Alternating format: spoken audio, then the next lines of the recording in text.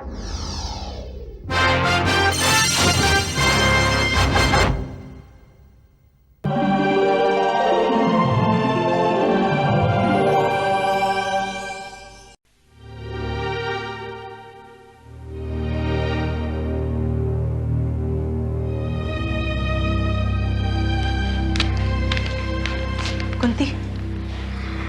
मेरी बात का बुरा मत मानना। मैं सिर्फ तुमसे ये पूछना चाहती हूँ कि तुम अपने आगे की जिंदगी किस तरह से गुजारना चाहती हो। प्रभा, मैं ये बात हर किसी को कितनी बार बोल चुकी हूँ कि मैं अपनी जिंदगी में सिर्फ अपने बेटे को वापस पाना चाहती हूँ और कुछ नहीं। अपने बेटे को वापस पाने के लिए तुम्हें जीना तो पड़ेगा ना। जी तो रही हूँ। अगर मुझे मरना होता तो मैं उसी दिन मर जाती जिस दिन अपने बेटे को अपनी कोख में लिए मैंने घर छोड़ा था। अपने बेटे की खातिर उस वक्त मैंने मौत को गले नहीं लगाया। उस वक्त अगर मुझे पता होता कि इस तरह से मेरे बेटे को मुझसे दूर कर दिया जाएगा तो मैं तभी खुद को मार डालती।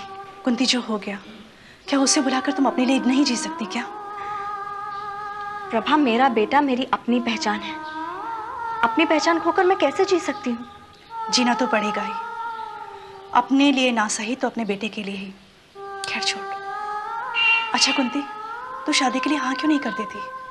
अच्छा, तो अब तुम भी मुझ पर शादी के लिए दबाव डालने लगी। कुंती, मैं तुझ पर दबाव नहीं डाल रही हूँ, मैं सिर्फ तुझे समझा रही हूँ, क्योंकि मैं जानती हूँ कि तू बहुत भावुक है और तुझसे ये दुनियादारी नहीं निभाई जाएगी।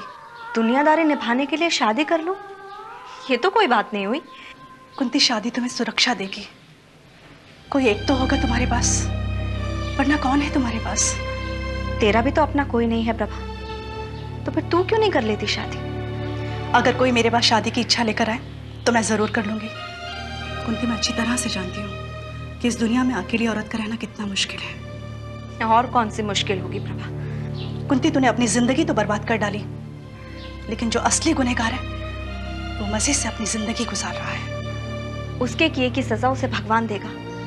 मैं कौन होती हूँ उसे सजा देने वाली? और उसके लिए कितना त्याग करेगी तू? उस दिन हिम्मत जी बता रहे थे कि पुष्पा की खातिर तूने अपनी नौकरी का मौका छोड़ दिया। प्रभा, पुष्पा की जरूरत मुझसे कहीं ज्यादा थी। कि पुष्पा उस मन की पत्नी है, ये भूल गई तू? लेकिन प्रभा, इसमें उस बेचारी का क्या दोष है? उसे क्या पता उसका पति कैसा है? ये बात तुम उसे जाकर बताती क्यों नहीं? प्रभा, उसे जाकर बताने से मुझे कौन सा सुख, कौन सी खुशी मिल जाएगी? क्या मुझे मेरा बेटा कर्ण वापस मिल जाएगा? तुम जितना दूसरों के बारे में सोचती हो उतना अपने बारे में भी सोचो। सिर्फ अपनी खातिर कुंती, सिर्फ अपनी खातिर। ये दुनिया बहुत स्वार्थी है, बहुत खुदगर्ज है। तुम्हारी अपनी जरूरत पर कोई तुम्हारी मदद करने वाला नहीं। प्रभा, मुझे किसी से मदद की उम्मीद भी नहीं है। बस एक बार मुझे मेरा बेटा मिल जाए, फिर उसे लेकर मैं यहाँ से कहीं दूर चली जाऊंगी, किसी को नजर तक नहीं आऊंगी। तो अगर अपनी इस उम्मीद के सहारे जीना चाहती है तो जी, मैं चलती हूँ। ठीक है, अच्छा, लेकिन जहां भी रहे कभी कभी मुझसे मिलने आ जाया कर। तू आती है तो अच्छा लगता है, एक अपनेपन का एहसास होता है। देख, मेरे इस एहसास को खोने मत देना। नहीं, कभी नहीं। तू तो मेरी छोटी बहन है, मेरी छोटी जिद्दी बहन। मैं तुझसे मिलने के लिए आती रहा करूंगी।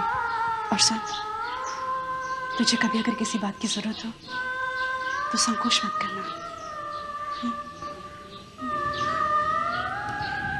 अच्छा, चलती हूँ, ध्यान रखना।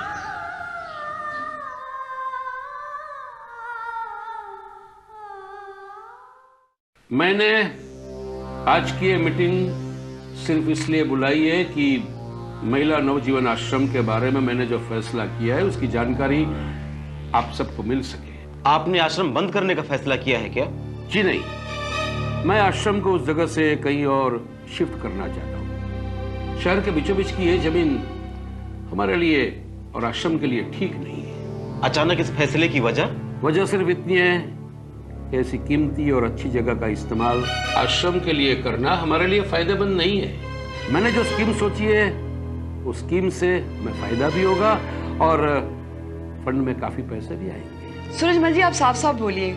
मुझे और यहाँ सभी मौजूद लोगों को आपके फैसले पर पूरा भरोसा है। हम आश्रम की जगह पे हॉस्पिटल खोलेंगे। आश्रम को बंद करके? जी नहीं, मैं पहले भी कह चुका हूं कि मैं आश्रम को बंद नहीं कर रहा हूं, बल्कि शहर से दूर किसी उचित स्थान पर हम आश्रम खोलेंगे।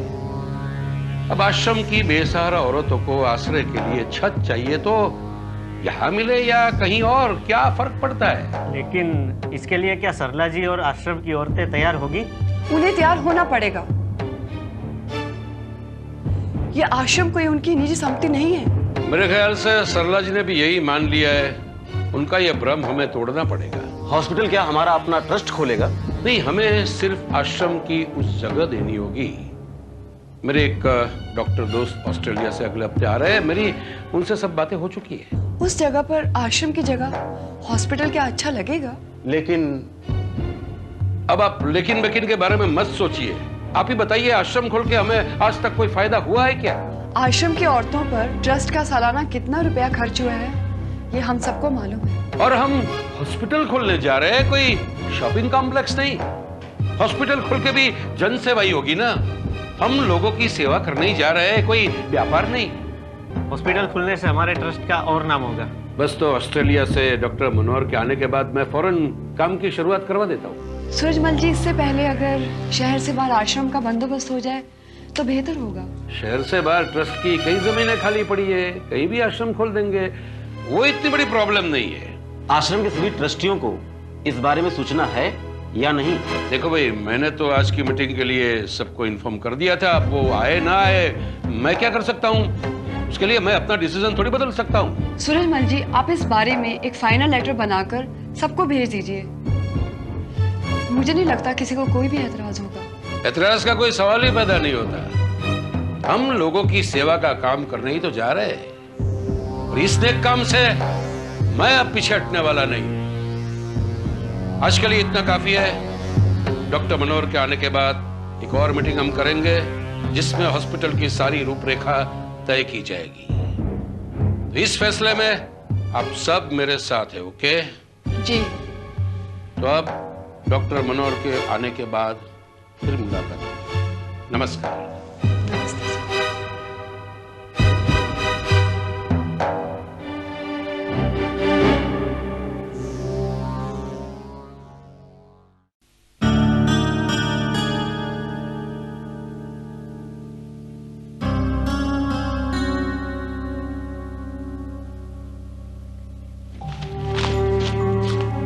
मन, तुम बाबूजी के पास गए थे क्या? क्यों? मैं क्यों जाऊंगा बाबूजी के पास?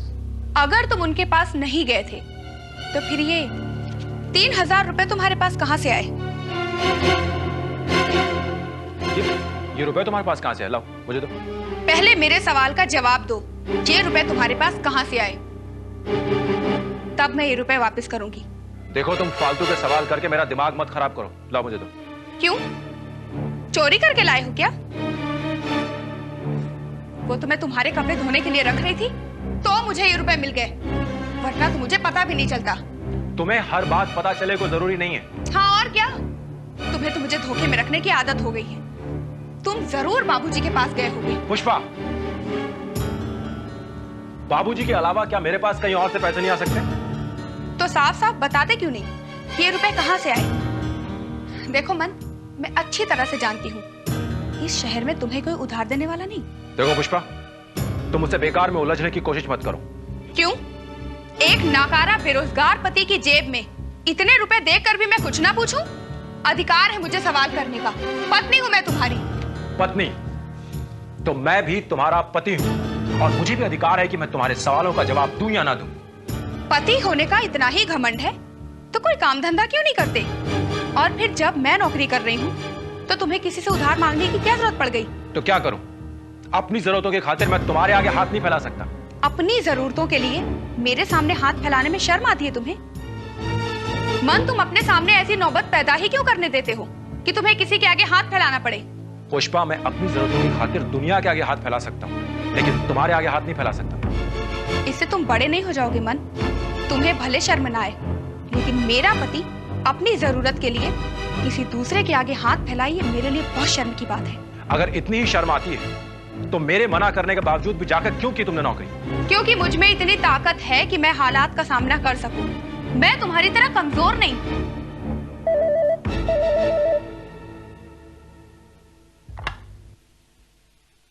हेलो,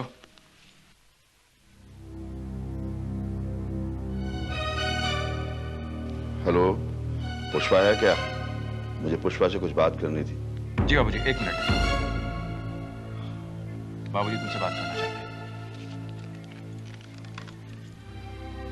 हेलो, नमस्ते बाबूजी। खुश रहो। पुष्पा, मुझे तुमसे कुछ बात करनी थी। बाबूजी, इससे पहले मैं आपसे एक सवाल करना चाहती हूँ। कैसा सवाल? आप मन की मदद क्यों कर रहे हैं? आप तो सब कुछ जानते हैं ना। घर चलाने के लिए मुझे नौकरी करनी पड़ रही है। ऐसे में अगर आप मन को पैसे देते रहेंगे तो फिर वो किसी लायक नहीं रहेंगे। मैंने उसे कहाँ पैसे दिए? क्या आपने मन को पैसे नहीं दिए? फिर मन के पास पैसे कहाँ से आए? पुष्पा बेटी, तुम उसी से पूछो तो बेहतर होगा। ठीक है बाबूजी, मैं ऑफिस के बाद आपसे आकर घर पर मिलती हूँ। ठीक है बेटी। नमस्ते बाबूजी।